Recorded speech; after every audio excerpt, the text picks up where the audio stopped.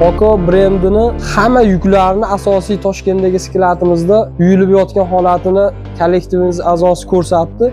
Endi o'shalar ichidan korobkada ochilgan qaysi tovarlar yangi bo'lib kelganini bitta-bitta ko'rsatib o'taman. Oko brendining 11 xil pozitsiyasi bor edi avtomat nasoslar ichida. Mana endi 13 ta bo'ldi. Bulardan PV 250 modeli, misab motkali bu qo'shildi. Keyin XP 300 modeli qo'shildi. Bu xonadonga juda ham hali akkuratni derski turadigan varianti.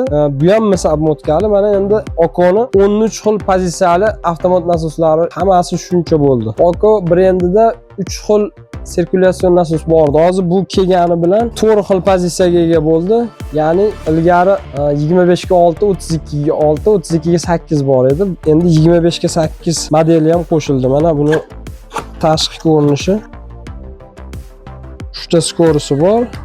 Abmotkamiz Amerikankasi bor. 25 ga 8 modeli bu. Oko brendini o'sha oldingi videoda ko'rsatganman. Rashbaglari 8, 12, 19, 24 litrli, ba'zilarida stoykasiz versiyalari bor edi. Mana endi ularga o'shani gapim videomda oxirida aytgandim. Yana yangilari qo'shiladi. Mana 36 litrlisi bilan 50 litrli rashbaglar qo'shildi. Glubinli nasoslarimizni 8 xil pozitsiyasini ko'rsatgandim. Endi ularning ichiga mana QDX 1.1 kilovatli og'zi 76 lik glubinli nasosimiz qo'shildi. O'ta kuchaytirilgan varianti bu. Oldingi 0.75 76 lik glubinli nasosimiz ham ajranishlarga to'la suv chiqarardi. Bu yaqin 100 og'izli glubinli nasos darajasida suv chiqarib beradigan glubinli nasos bu. Endi keyingi videolarda yana keyingi yuklarimizda yangi pozitsiyalar qaysi biridan qo'shilsa, xuddi shu taktikada ketamiz va o'shalarni sizlarga tanishtirib, reklamasini berib o'tamiz xabarini.